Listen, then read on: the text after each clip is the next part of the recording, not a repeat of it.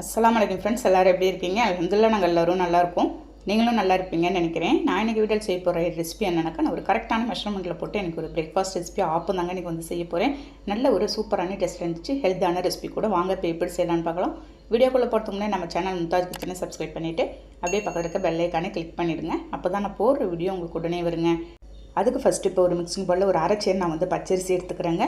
இந்த பச்சரிசி வந்து மாவரிசின்னு நம்ம கேட்டால் நமக்கு வந்து கடையில் எல்லா கடைகளிலும் உங்களுக்கு வந்து கொடுப்பாங்க. நம்ம பொன்மணி ரைஸ் மாதிரியே இருக்கும் இது. அதே சேம் அளவில் நான் வந்து ஒரு அரைச்சேர் நான் வந்து சாப்பாட்டு அரிசி பொன்னி அரிசி சேர்த்துருக்கேன். நீங்கள் வந்து இட்லி அரிசி வேணும்னாலும் சேர்த்துக்கலாம். சாப்பாட்டு அரிசி நான் வந்து பொன்னி அரிசி தாங்க சேர்த்துருக்கேன். அதே மாதிரி நான் வந்து ஒரு 1/4 கப்பு இருக்கும் நான் வந்து வெள்ளை உளுந்து அதோடு சேர்த்துருக்கேன். எல்லாமே நீங்கள் ஒன்றாவே கலந்துக்கலாம், அதனால் ஒன்றும் பிரச்சனை கிடையாது.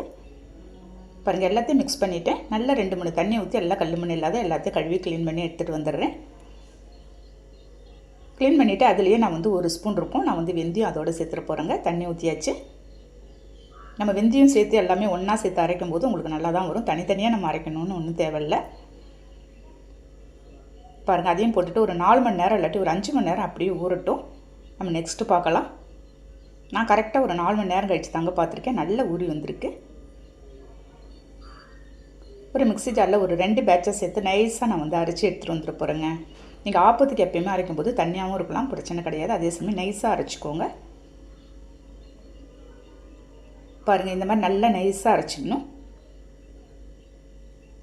எல்லாத்தையும் எடுத்து ஒரு மிக்ஸிங் பவுலில் நான் வந்து சேர்த்துட்றேன். செகண்ட் பேட்சும் அதே மாதிரி அரைச்சி எடுத்துகிட்டு வந்துட்டு போகிறேங்க. நம்ம இதுக்கு வந்து ஒரு தேங்காய் பாலோட ஒரு நாட்டு சக்கரை சேர்த்து சாப்பிடும்போது செம்ம சூப்பராக இருக்கும். ஒரு ஹெல்த்தான பிரேக்ஃபாஸ்ட் ரெசிபி தாங்க இது. நான் எல்லா மாவும் அரைச்சிட்டு கொஞ்சமாக கல் உப்பு போட்டிருக்கேன். இது கிட்டத்தட்ட ஒரு 4 ஸ்பூன் தான் இருக்கும். நான் இப்போ வந்து செய்கிற மெஷர்மெண்ட் ஃபுல்லாகவே ஒரு 5 பேர் சாப்பிட்லாம், அந்த அளவுக்கு தான் நான் வந்து கரெக்டாக செஞ்சிட்ருக்கிறேன். நம்ம ஆப்ப மாவு எடுத்து வச்சாலும் திரும்ப வந்து அதை யூஸ் பண்ணுறதுக்கு ஒரு மாதிரியாக இருக்குங்க. காலையில் பிரேக்ஃபாஸ்ட்டோடு கரெக்டாக முடிஞ்சிடும் இந்த மெஷர்மெண்ட்டில் நீங்கள் போட்டிங்கன்னா. பாருங்கள், நைட்டு 10 மணிக்கு நான் அரைச்சிட்டு காலையில் ஒரு 7 மணிக்கு தான் பார்த்துட்ருக்கேன்.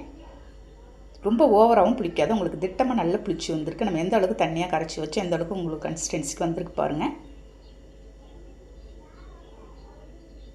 அவ்வளோதாங்க, இந்த மாவு அப்படியே இருக்கட்டும்.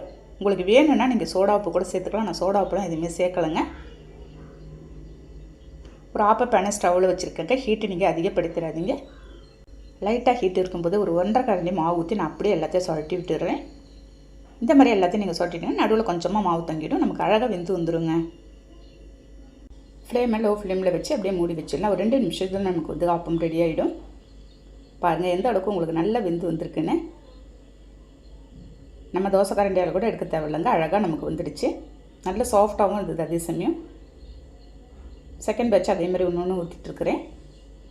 காலையில் பிரேக்ஃபாஸ்ட்டுக்கு ஒரு இட்லி தோசை விட இந்த மாதிரி ஒரு ஆப்பம் ரெசிபிலாம் நீங்கள் ஒரு பிரேக்ஃபாஸ்ட்டுக்கு செஞ்சு சாப்பிட்டிங்கன்னா ஒரு ஹெல்த்தாகவும் இருக்குங்க. நம்ம இட்லி தோசை சாப்பிட்டு போர் அடிச்சிடுச்சுன்னா பாருங்கள், 2வது பேட்சும் நான் வந்து எடுத்துட்டேன். ஒரு தேங்காய் கெட்டியாக பால் புழிஞ்சு நான் வந்து நாட்டு சக்கரை போட்டு இன்றைக்கி வந்து சாப்பிட போகிறோம். ஒரு நல்ல ஒரு ஹெல்த்தான பிரேக்ஃபாஸ்ட் ரெசிபி தான் இன்றைக்கி எங்கள் வீட்டில். செம்ம சூப்பரான டேஸ்ட்டில் இருந்துச்சுங்க. நான் சொன்ன மெஷர்மெண்ட்லேயே நீங்கள் வந்து ஆப்பம் ரெடி பண்ணி பாருங்கள், அவ்வளோ அருமையாக இருக்கும். அப்படியே நீங்கள் வந்து தேங்காய் பாலை ஊற்றி ஊற வச்சு நம்ம சாப்பிடும்போது செம்ம டேஸ்ட்டாக இருந்துச்சு.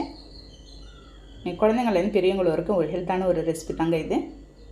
நான் சொன்ன மெஷர்மெண்ட் அளவில் இந்த மாதிரி நீங்கள் ஒரு ஆப்பம் ரெசிபி ட்ரை பண்ணி பாருங்கள். ட்ரை பண்ணி பார்த்துட்டு கண்டிப்பாக கமெண்ட் பண்ணுங்கள். இந்த வீடியோ பிடிச்சிருந்தால் லைக் பண்ணிவிட்டு ஷேர் பண்ணுங்கள். மறக்காமல் சப்ஸ்கிரைப் பண்ணிவிடுங்க ஃப்ரெண்ட்ஸ். நெக்ஸ்ட் வீடியோவில் பார்க்கலாம். Okay, thank you, by.